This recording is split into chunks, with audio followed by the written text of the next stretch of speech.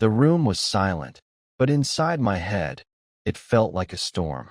My heart pounded as I tried to answer a simple question in English. The words I had practiced 100 times were suddenly gone, hiding somewhere I couldn't reach.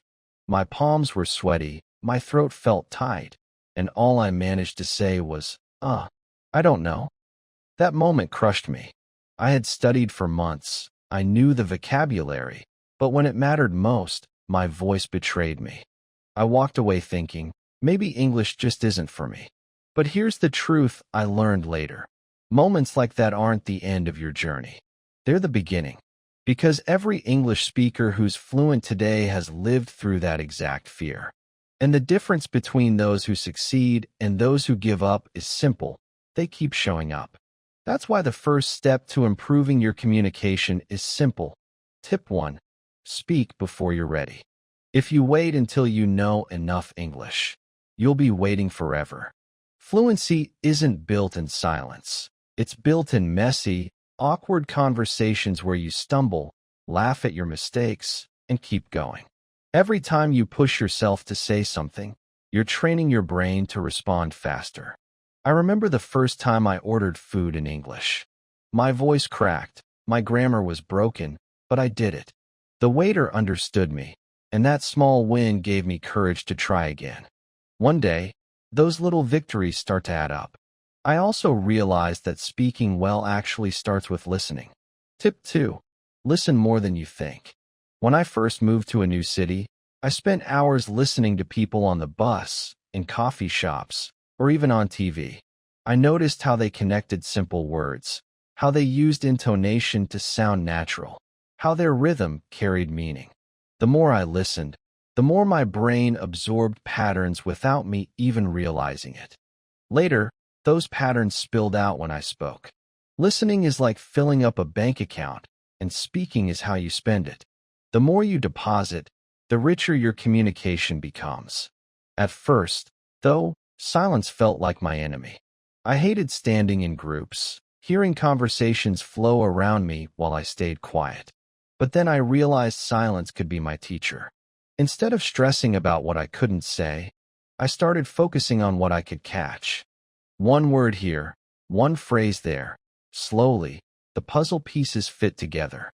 And when I finally spoke, I surprised myself with how much I had already learned just by paying attention.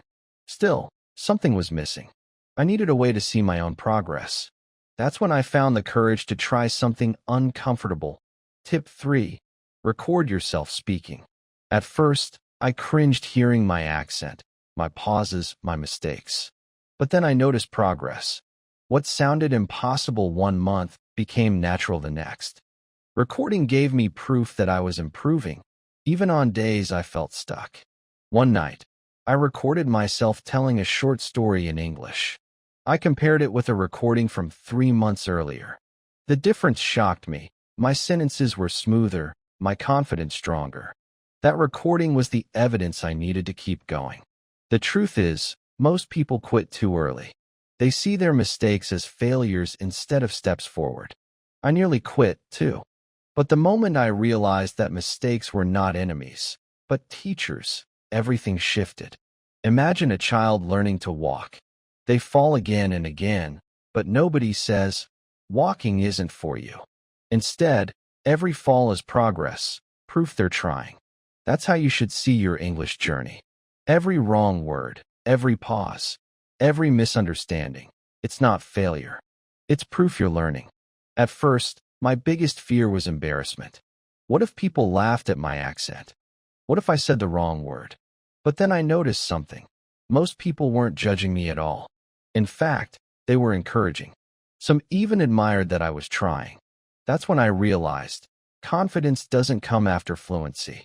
Confidence creates fluency. So when you feel nervous, remind yourself, speaking English isn't about being perfect. It's about being brave.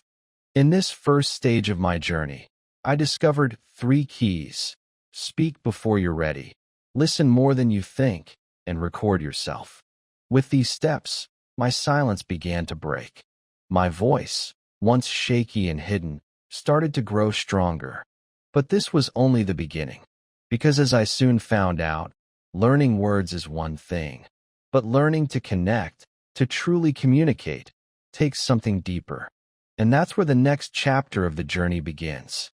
I thought learning English was only about memorizing new words, but I was wrong. Words are just tools, and tools alone don't build a house. You need to know how to use them. For weeks, I focused only on vocabulary lists. I could remember dozens of words, but when I tried to speak, they didn't come out the way I imagined. That's when I realized something crucial. Learning words isn't enough. You need to practice using them in real situations. Tip 4. Practice with real conversations, not just books. I found this out when I joined a small language group at a local cafe. At first, it felt terrifying. Everyone seemed more fluent than me, and I kept worrying about making mistakes. But within minutes, I noticed something. Nobody cared about my errors. They were too busy laughing, sharing stories, and helping each other. That night, I learned more than I had in an entire week of studying alone. Real conversations showed me which words actually mattered, which phrases came up again and again, and how people naturally express themselves. The second lesson came unexpectedly. I was walking home, repeating English phrases in my head, when a stranger asked me for directions. I panicked, gave a clumsy answer, and watched them walk away confused. Later, I thought about it and realized I had missed a big chance. That moment taught me tip 5. Think in English instead of translating. Every time I tried to form sentences in my native language first, then translate, I froze. The process was too slow, and by the time I found the words, the conversation had already moved on. But when I started training myself to think directly in English, things changed. I began with small steps, narrating my day in English, asking myself simple questions in English, even describing what I saw on the street. At first it felt silly, but slowly, my brain stopped relying on translation and started working in English naturally. One evening, I put this to the test. I challenged myself to go an entire hour thinking only in English. It was harder than I expected. I slipped back into my native language without noticing. But after repeating the challenge daily, it became smoother.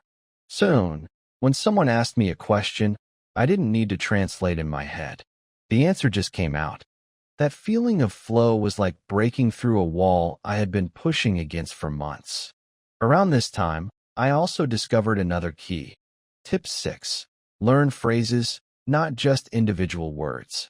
I realized that native speakers don't build every sentence from scratch. They use ready-made blocks of language. Expressions like, "I'm not sure about that. That sounds interesting," or "Could you explain that again?" are not just words, they're shortcuts to sounding natural. I began collecting these phrases like treasures. Every time I heard a useful one, I wrote it down and practiced it until it became automatic. One day at work, a colleague asked for my opinion during a meeting. Normally, I would freeze or give a short answer. But this time, without even thinking, I said, "That's a good point, but I see it a little differently." The whole room nodded, and for the first time, I felt like part of the conversation instead of just a spectator. That single phrase gave me confidence I didn't know I had. Looking back, I see how powerful these 3 changes were. Practicing with real people showed me that communication is about connection, not perfection. Training myself to think in English freed me from the trap of slow translations. And learning phrases instead of isolated words gave me the tools to speak naturally and smoothly. But with every step forward came new challenges. The more I practiced, the more I noticed how flat and mechanical my voice sounded. My words were correct, but they lacked rhythm, emotion, and flow. People understood me, but I didn't sound alive. That realization opened the door to the next stage of my journey, the stage where I would learn not just to speak English, but to truly communicate with confidence. The first time someone told me, "You sound a little robotic when you speak English," I didn't know how to take it. Robotic? I was proud that my sentences were correct, proud that I could finally hold a conversation. But then I listened to myself on a recording, and I understood. My words were flat, my intonation stiff, like I was reading lines from a textbook instead of speaking from the heart. People understood me, yes, but they didn't feel me. That's when I realized communication isn't just about words, it's about how you deliver them. I began to study how native speakers sounded, not just what they said. I noticed the rise and fall of their voices, the way they stretched some words and rushed others, how a simple phrase could carry emotion depending on the tone. That discovery led me to tip 7. Focus on rhythm and intonation, not just grammar. At first, I felt ridiculous copying their voices. I would repeat sentences I heard on TV shows, trying to match the melody, exaggerating the highs and lows until I felt like I was acting in a play. But little by little, those patterns became natural. One evening, I was chatting with a friend in English, and she suddenly said, "Wow, you sound different today, more natural, more alive." That single comment told me I was on the right path. Still, rhythm and intonation were only part of the picture. I also had to face the hardest truth. Some of my words were simply unclear. I wanted to say beach, but it came out like bitch. I wanted to say sheet of paper, but my pronunciation turned it into something embarrassing. People usually guessed what I meant, but sometimes they laughed, and each laugh felt like a knife. For days I avoided speaking, terrified of another mistake. But then I thought back to all the times children mispronounce words when learning their first language. Nobody gives up on them. So why should I give up on myself? That's when I decided to take it seriously. Tip 8. Train your pronunciation with deliberate practice. I downloaded audio clips of difficult words, slowed them down, and repeated them until my tongue found the right shape. I practiced minimal pairs, words like ship and sheep, cat and cut, over and over again. It was frustrating at first, but then something amazing happened. I was speaking with a coworker about travel, and I said beach, clearly, perfectly, without thinking. He understood immediately. No laughter, no confusion. That small victory gave me a rush of confidence. But confidence isn't just in the mouth, it's in the body. One afternoon, I was preparing for a presentation at work, terrified of stumbling in front of everyone. A mentor pulled me aside and said, "People won't remember your mistakes as much as they'll remember your presence." That hit me hard. My presence? I hadn't even thought about that. But then I realized he was right. My posture, my gestures, my eye contact. All of these carried meaning even when my words weren't perfect. And so I discovered tip 9. Use body language to support your English. I began standing taller when I spoke, using my hands naturally to explain ideas, meeting people's eyes instead of looking at the floor. Suddenly, people responded differently. They leaned in, they listened more closely, they respected my words, even if my grammar wasn't perfect. It was as if my confidence gave them permission to take me seriously. Of course, confidence is fragile. The first time I had to give a full presentation in English, my nerves almost destroyed me. I practiced the slides 100 times, but the moment I saw all those eyes watching, my mind went blank. I stumbled, lost track, and for a second, I wanted to run out of the room. But I stayed. My hands were shaking, my voice cracked, but I kept talking. And when it was over, something unexpected happened. People clapped. Not politely, not out of pity, but with real encouragement. They appreciated the effort. That experience taught me something vital. Tip 10. Practice under pressure. You can read, you can write, you can practice in your room all you want, but nothing builds real communication skills like speaking when it matters. At first, pressure feels like a curse. It makes you nervous, makes you forget words. But if you keep stepping into it, pressure becomes your teacher. You learn how to breathe, how to recover from mistakes, how to keep going when everything in you wants to stop. And that's where real confidence is born. I began looking for opportunities to put myself under that pressure, even in small ways. Volunteering to answer questions in meetings, asking strangers for directions in English, joining online discussion groups where I had to think fast and respond. Each time, my heart raced, but afterward, I felt stronger. Like a runner training with weights, every challenge made the next one easier. The turning point came during a group dinner with international colleagues. Normally, I would sit quietly, nodding while others dominated the conversation. But that night, I decided to test everything I had learned: intonation, pronunciation, body language, confidence under pressure. When someone asked for my opinion about a new project, I spoke clearly, used phrases I had practiced, and kept my voice alive with rhythm. I didn't just say words, I communicated. The table went silent for a moment. Then someone smiled and said, "That's a great point." In that instant, I realized I was no longer just surviving in English conversations. I was contributing. I was being heard. Looking back, it amazes me how much changed when I focused on these three areas. Paying attention to rhythm and intonation made me sound natural. Practicing pronunciation deliberately removed the embarrassing mistakes that held me back. Using body language gave me a presence that words alone couldn't. And practicing under pressure forced me to grow faster than I thought possible. But the journey was far from over. Even with these breakthroughs, I still faced one of the biggest challenges of all: keeping my motivation alive. Because learning a language isn't a sprint, it's a marathon. And in a marathon, the hardest part isn't the first mile. It's pushing yourself to keep running when your energy fades, when progress slows, when doubts creep in. I had built the tools.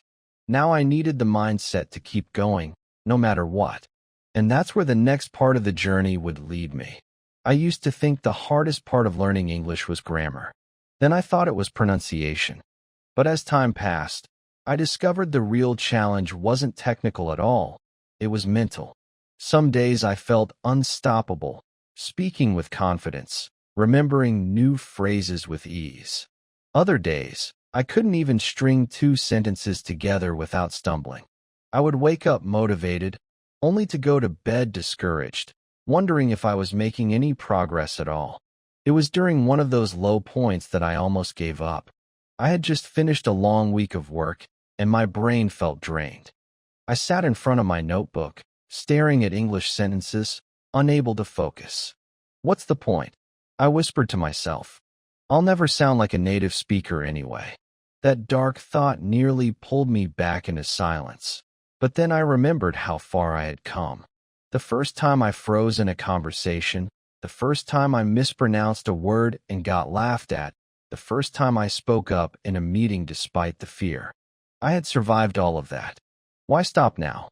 That was the moment I realized learning English is not only about skills, it's about consistency.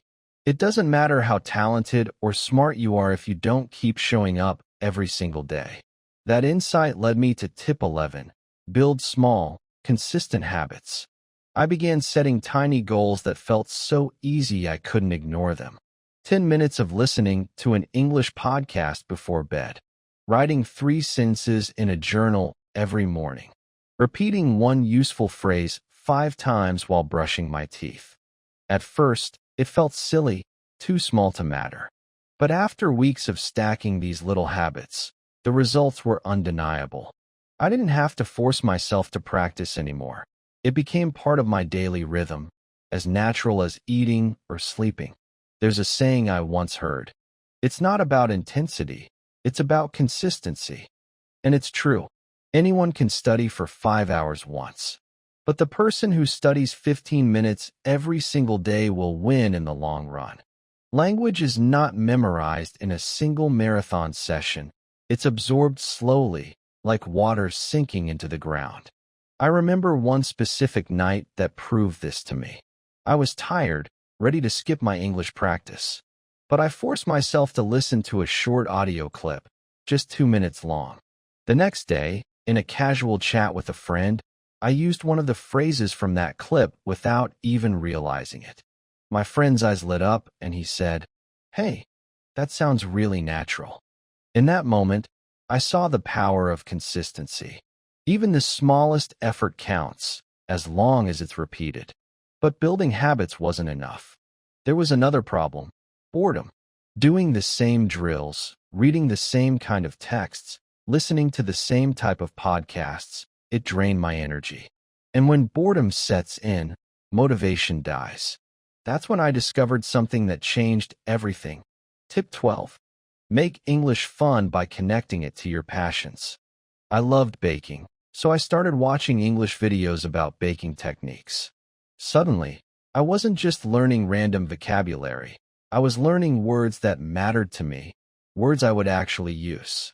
I loved movies, so I challenged myself to watch my favorite films in English with subtitles. At first, it was hard to follow, but gradually I began catching phrases, intonations, and jokes I had never understood before. It felt like opening a new world. One night, I watched a comedy show in English without subtitles for the first time. I didn't understand every joke, but I laughed out loud at a few. That laughter wasn't just about the humor. It was about realizing I could finally connect with the language on a deeper level. It no longer felt like homework, it felt like living. I also turned games into practice. I would challenge myself. Can I go a whole day thinking in English? Can I order a meal without switching languages? Can I write my shopping list entirely in English? These little challenges kept me engaged, and every success felt like a victory. The more I played with the language, the more natural it became. Still, even with habits and fun, there were days when doubt returned. Days when my progress felt invisible, when my mind whispered, "You're still not good enough." On those days, I needed something stronger than discipline or play. I needed belief. That's when I learned the most powerful lesson of all. Progress in English, like in life, is not always visible day to day.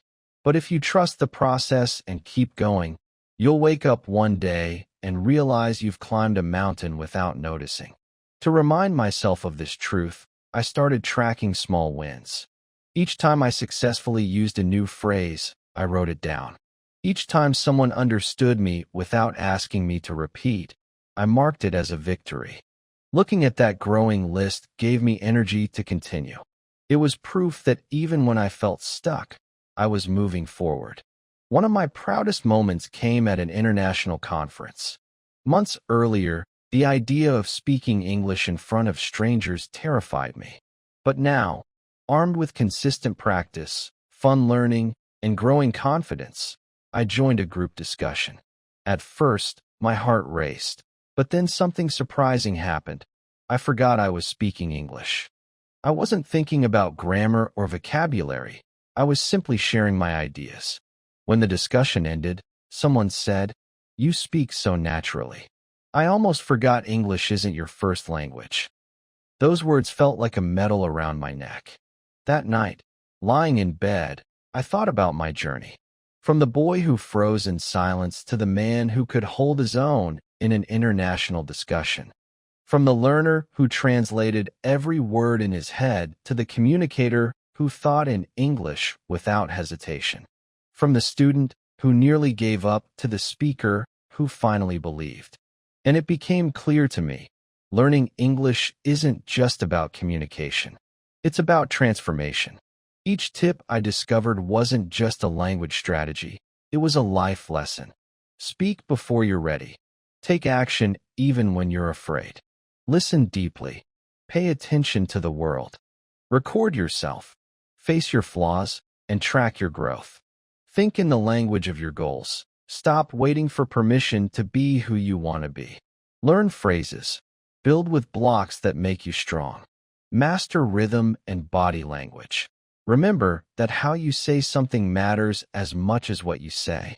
Practice under pressure. Step into fear until it loses its power. Build habits. Small actions repeated daily create extraordinary results. Make it fun. Love the process, and the results will follow. Each of these lessons shaped me, not just as an English learner, but as a person. And as I continued walking this path, I realized the journey wasn't really about English anymore. It was about finding my voice, my courage, and my place in the world. The final step, the one that would change everything, was still ahead. It wasn't about techniques or tricks, but about embracing the identity of a communicator. Not a learner, not a student, but someone who could connect, influence, and inspire through words. That realization would come in the final chapter of my journey. The night before my first major public talk in English, I barely slept. My mind kept circling the same fears. What if I forget my words? What if they laugh at my accent? What if I stand there frozen, unable to speak at all? I had faced conversations, meetings, even group discussions, but this was different. This was me, on stage, in front of a crowd. There would be no place to hide. I paced the room, repeating sentences to myself, trying to calm the storm in my chest. Deep down, I knew all the tips I had gathered along the way. Speak before you're ready. Think in English. Use rhythm. Practice under pressure. But still, the fear felt overwhelming. And then I remembered something a teacher once told me. Nerves are not your enemy. They are proof that you care. I took a deep breath and decided to turn my fear into fuel. The next day, standing in front of dozens of people, I felt the weight of every eye in the room. My throat tightened, my palms sweated, but I began anyway. The first sentence came out shaky, the second a little stronger, and by the third, something shifted. I was no longer reciting memorized words. I was communicating. The audience leaned in. They nodded, smiled, even laughed at my jokes. By the time I finished, the room erupted in applause. I had done it. That moment was more than just a successful speech. It was the proof I had been searching for all along, that I could express myself in English with confidence, clarity, and authenticity. And it made me realize the last lesson of my journey. Learning English isn't about sounding perfect. It's about connecting with people, sharing your ideas, and letting your voice be heard. After that day, something inside me changed. I no longer saw myself as just a learner. I saw myself as a communicator. And with that new identity came new opportunities. I joined more international discussions. I collaborated on projects with people from around the world. I even helped other learners who were once where I had been, frozen with fear, unsure if they could ever succeed. What struck me most was how universal this journey was. Every learner I met shared the same struggles: fear of mistakes, frustration with slow progress, doubt about ever reaching fluency. And yet, every one of them had the same potential to grow, as long as they kept moving forward. That's why I often tell people that the most powerful skill you can develop is not grammar, not vocabulary, not pronunciation. It's resilience. The ability to keep going even when it feels impossible. One student once asked me, "But what if I never sound like a native speaker?" I smiled and said, "Then you'll sound like yourself. And that's more than enough." The truth is, the world doesn't need copies of native speakers. The world needs your perspective, your voice, your ideas, delivered in English so more people can hear them. Fluency is not about erasing who you are. It's about expanding who you can reach. Looking back at my own path, I can see how each stage built on the last. In the beginning, it was about courage, forcing myself to speak before I felt ready, listening more than I talked, recording my voice to see progress. Then it became about skill, thinking in English, learning phrases, practicing intonation and pronunciation, using body language. Later, it turned into growth under pressure, speaking in meetings, joining groups, pushing myself into situations that scared me. And finally, it became about mindset, building habits, making the process fun, and realizing that the journey never really ends. Because here's the secret: you never finish learning English. Even native speakers keep learning new words, new expressions, new ways of communicating. The goal is not to arrive at some perfect destination. The goal is to keep moving, keep improving, keep growing. That's what makes the process so powerful. I often think back to that first painful moment when I froze during a simple question and walked away convinced that maybe English wasn't for me. If I could go back and talk to that version of myself, I would say, don't be afraid of silence. Don't be ashamed of mistakes. Every step you take will bring you closer to the person you want to become. Keep going, because one day, you'll be telling your story in English to inspire others. And in a way, that's exactly what happened. My journey, filled with fear and failure and growth, became not just my own victory, but a message to anyone who feels stuck. You are not alone, and you are capable of more than you think. If you take nothing else from my story, take this. Confidence creates fluency, not the other way around. You don't wait until you're fluent to feel confident. You become fluent because you dare to be confident first. That single shift will change everything. So wherever you are right now, whether you're afraid to say your first sentence, whether you're struggling to understand fast conversations, or whether you're preparing for your first big presentation, remember the lessons that carried me forward. Speak before you're ready. Listen like a learner. Record yourself to see your growth. Think in English. Learn useful phrases. Play with rhythm and intonation. Train your pronunciation. Use your body language. Put yourself under pressure. Build daily habits. Make it fun.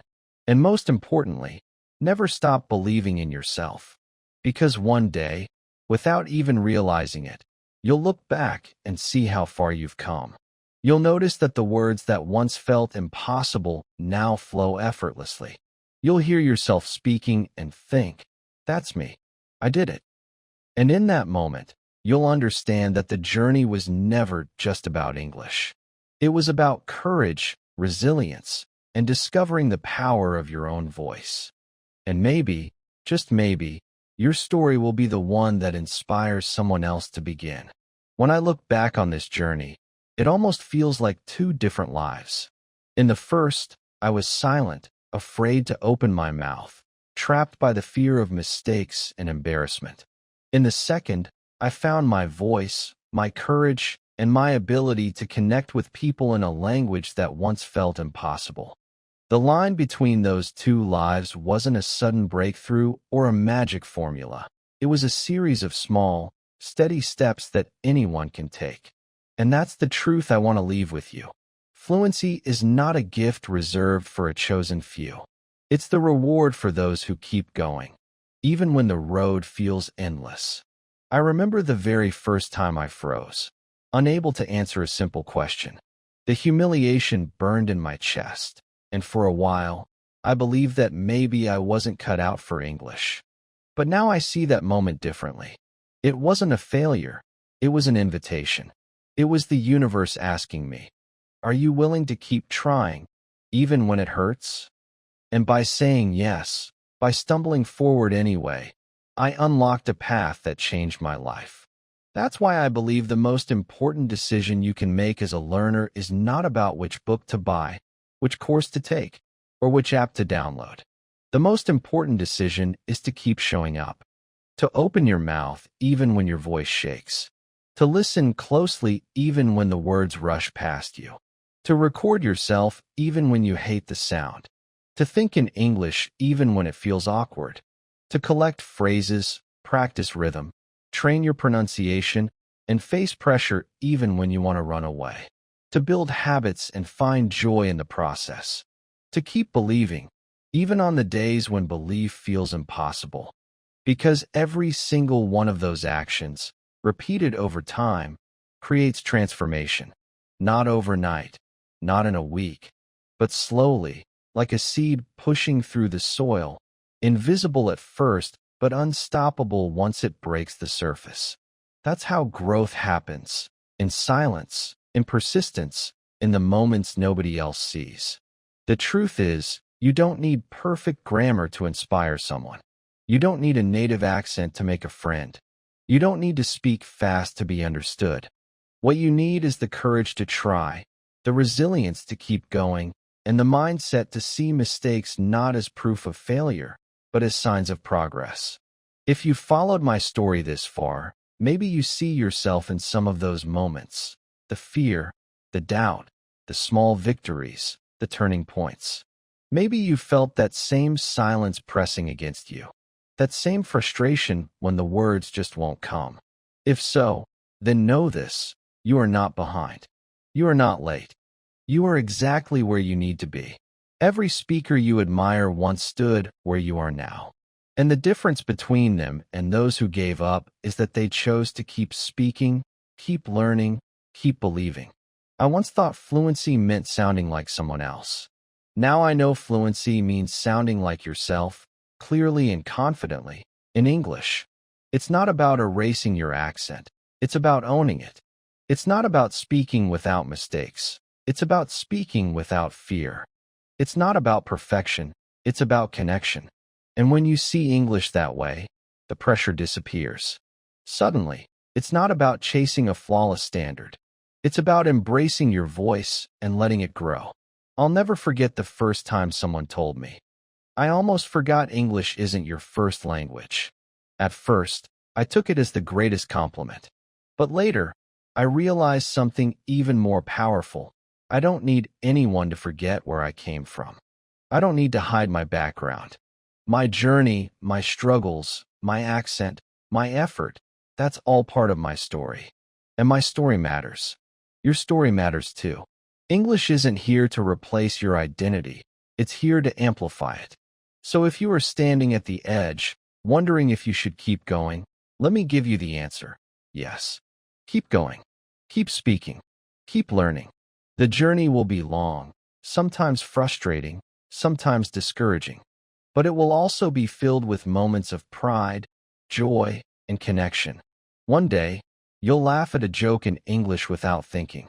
One day, you'll comfort a friend with words that once felt impossible. One day, you'll share your ideas in a room full of people and watch them nod, inspired by what you said. And in that moment, you'll understand why every mistake, every struggle, every sleepless night was worth it. Because this isn't just about English. It's about freedom, the freedom to connect with anyone, anywhere. It's about opportunity, the doors that open when you can share your thoughts with the world. It's about confidence, the belief that your voice has value. And above all, it's about growth, the transformation from someone who doubted themselves to someone who knows they can achieve anything with persistence and heart. If I could give you one final piece of advice, it would be this: never measure your progress by perfection. Measure it by courage. If you spoke today when yesterday you stayed silent, that's progress. If you understood one new word, that's progress. If you kept going on a day when you wanted to quit, that's progress. These are the true milestones, and when you collect enough of them, you'll look back and see that you've built something extraordinary. So let this be your reminder: the world doesn't need another perfect speaker. The world needs you, your ideas, your voice, your passion, delivered in English so that more people can hear it. Don't wait for the day you feel ready. That day never comes. Start now, imperfect and brave, and let your journey unfold. Because one day, without even noticing, you'll wake up and realize something beautiful. You're not just learning English anymore. You're living it. And that, my friend, is the moment you'll know you made it.